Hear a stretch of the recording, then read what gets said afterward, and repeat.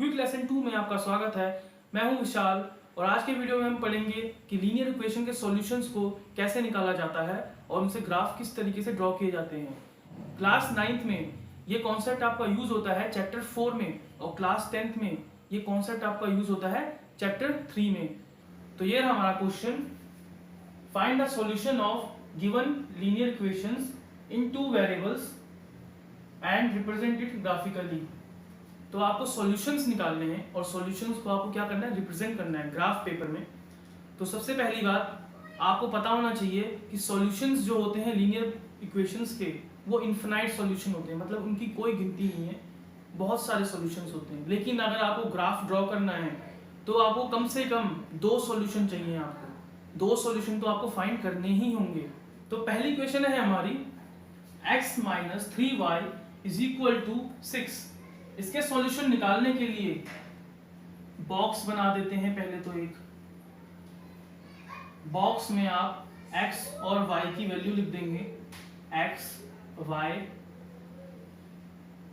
Solution निकालने के लिए आप या तो आप x की कोई भी वैल्यू ले लो या तो आप y की कोई भी वैल्यू ले लो।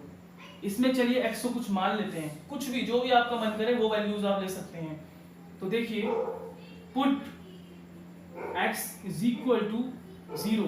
अगर हमने x को 0 ले लिया तो ये इक्वेशन हमारी क्या बन जाएगी, 0 - 3y = 6।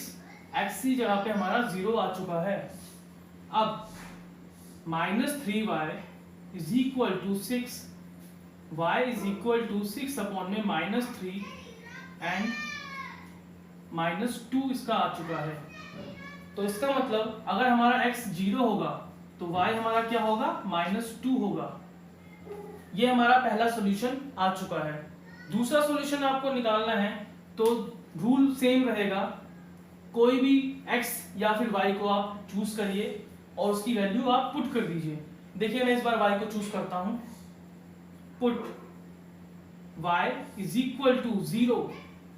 तो x - 3 × 0, 3 × y था तो y की जगह पे 0 पुट कर दिया, = 6। 3 × 0 is 0। तो x की वैल्यू क्या आ जाएगी हमारी, 6 आ जाएगी। मतलब आपने जब y को 0 लिया तो आपका x क्या आ गया, x आ गया आपका 6। तो ये इस इक्वेशन का सॉल्यूशन हो चुका है। मिनिमम हमें 2 सॉल्यूशन निकालने होते हैं ग्राफ को ड्रॉ करने के लिए और वो सॉल्यूशन हमारे आ चुके हैं।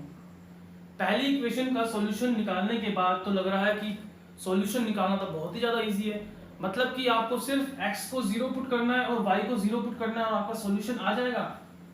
नहीं, ऐसा नहीं होता। अगर आपको सिर्फ सॉल्यूशन निकालना है इक्वेशन में तो आप कोई सी भी वैल्यू लो और आपका सॉल्यूशन निकल जाएगा। लेकिन अगर आपको ग्राफ ड्रॉ करना है तो आपको सोच समझ के सॉल्यूशन लेने पड़ेंगे। इस लाइन का मतलब क्या होता है कि ग्राफ ड्रॉ करना है तो सोच समझ के लेने पड़ेंगे।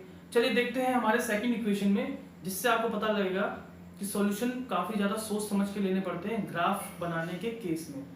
चलिए देखते हैं अपने सेकंड क्वेश्चन को, बॉक्स बना लेते हैं जो हम करते ही हैं।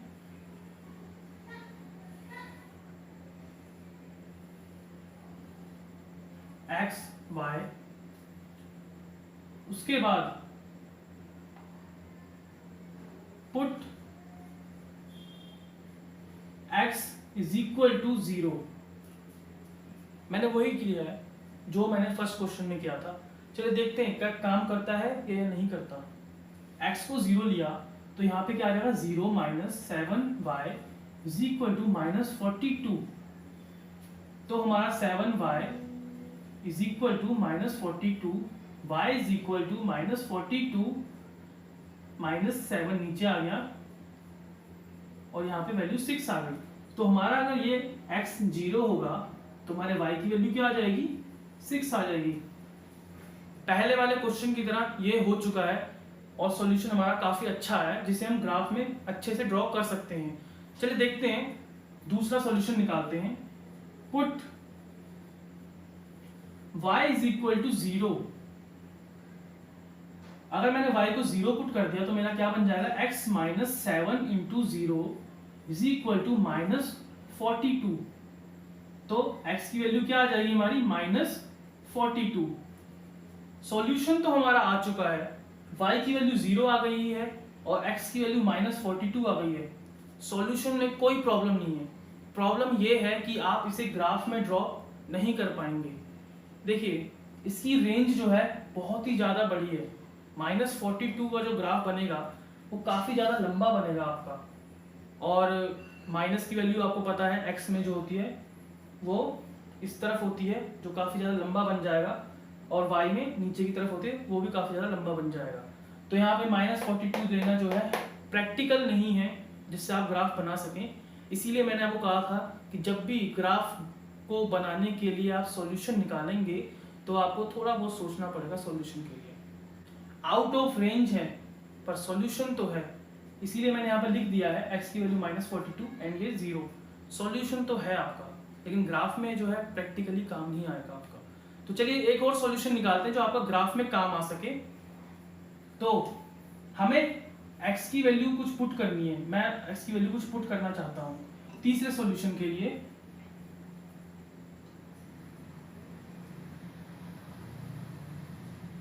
Put x is equal to 7। x की वैल्यू मैंने 7 पुट कर दी है। अब मैंने 7 क्यों पुट किया है वो मैं आपको रीजन बता देता हूँ। सबसे पहली बात, अगर मैंने x की वैल्यू पुट करी है तो y की वैल्यू निकालनी होगी मुझे, और y की वैल्यू किससे निकलेगी?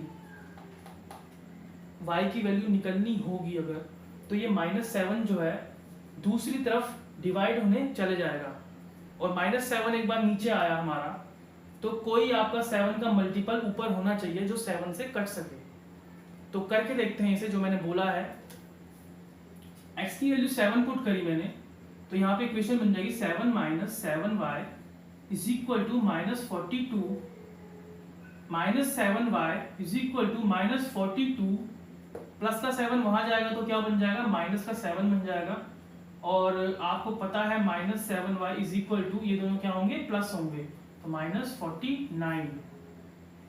अब y is equal to -49 upon में -7, और माइनस से माइनस कैंसिल।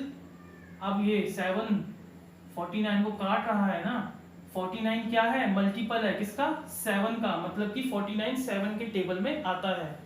मुझे पता था अगर मैं 7 लूंगा x की वैल्यू तो ये उस तरफ जाके 42 से प्लस होगी ही होगी, और ये 7 जो है नीचे आएगा उसे काटने के लिए, जिससे मेरा आंसर प्रैक्टिकल यूज में आएगा ग्राफ बनाने के। तो इसके लिए आपको प्रैक्टिस होनी चाहिए। ये आपके सॉल्यूशन है जो आपके ग्राफ में प्रैक्टिकल यूज में आ सकते हैं, ये दोनों सॉल्यूशन। इक्वेशंस के सॉल्यूशन हमारे आ चुके हैं। अब इन सॉल्यूशंस को ग्राफ में प्लॉट करना है। पहली इक्वेशन का सॉल्यूशन हमारा है 0 - 2, तो x हमारा 0 है, y हमारा -2 है। यहाँ पे देखेंगे हम x हमारा 0 है और y हमारा -2 है, तो ये वाला पॉइंट जो है हमारा बन जाएगा। दूसरा हमारा सॉल्यूशन है 6, 0। x हमारा 6 है और y हमारा क्या है? 0 है, तो हमारा पॉइंट ये वाला आ जाएगा। इसके बाद आपको एक लाइन ड्रॉ करनी है जो इन दोनों पॉइंट से होके जाएगी। लाइन हमारी ड्रॉ हो चुकी है। इस लाइन के ऊपर आपको लीनियर इक्वेशन लिखनी है जिसके ये सॉल्यूशन से बनी है। तो इसकी लीनियर इक्वेशन कौन सी है इस लाइन की? x - 3y is equal to 6। x - 3y is equal to 6। इससे हमें पता चलता है कि ये जो लाइन हमने ड्रॉ करी है वो इस लीनियर इक्वेशन से बनी है। जिन पॉइंट्स की हेल्प से ये लाइन हमारी बनी है उनके कोऑर्डिनेट्स हम ग्राफ में लिख देंगे। 0, -2, 6, 0। ग्राफ तो आपका बन गया, लेकिन एक चीज़ आप भूलना मत इसमें कि यहाँ पे आपको x एक्सिस भी लिखना है। ये x एक्सिस है आपका और ये आपका y एक्सिस है, और राइट साइड में जो आपका होता है इसे हम लिखते हैं x, और लेफ्ट साइड वाला x डैश, और पॉजिटिव y डायरेक्शन में y, और इसको हम लिखते हैं y डैश। अगर आप ये चीज़ लिखना भूल गए तो आपके मार्क्स कट सकते हैं, तो आते हैं अपने सेकंड इक्वेशंस के सॉल्यूशंस में। तो जो मैंने आपको कहा था प्रैक्टिकल सॉल्यूशन है, पहले तो उसी की बात कर लेते हैं। 0,677। तो हमारा x जो है वो 0 है, y जो है वो हमारा 6 है। तो हमारा ग्राफ में कहाँ प्लॉट होगा? 0 और 6। तो ये वाला पॉइंट हमारा हो गया है पहला। दूसरा पॉइंट है हमारा 7 और 7। x भी 7 है, y भी 7 है। x 7 है और y भी हमारा क्या है? 7 है।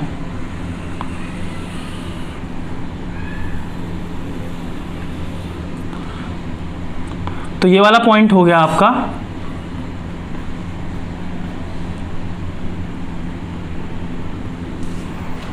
7,7 और ये वाला पॉइंट हो गया आपका 0,6। अब इन दोनों पॉइंट के थ्रू आपको एक लाइन ड्रॉ करनी है जो रिप्रेजेंट करेगा आपका इस इक्वेशन को। दोनों पॉइंट्स के थ्रू लाइन ड्रॉ हो चुकी है और लाइन के ऊपर हमने इक्वेशन भी लिख दी है जो कि रिप्रेजेंट करती है कि ये लाइन जो है वो इस इक्वेशन से आई है। अब बात करते हैं स्केल की। देखिए मैंने कहा था ये दोनों प्रैक्टिकली जो है यूज़ होंगे हमारे ग्राफ में। ये वाला जो है आपका यूज़ हो सकता है ग्राफ में, लेकिन थोड़ा सा कॉम्प्लिकेटेड हो जाता है। कैसे, मैं आपको बताता हूँ। पहले बात करते हैं हम स्केल की। स्केल क्या होता है ग्राफ में?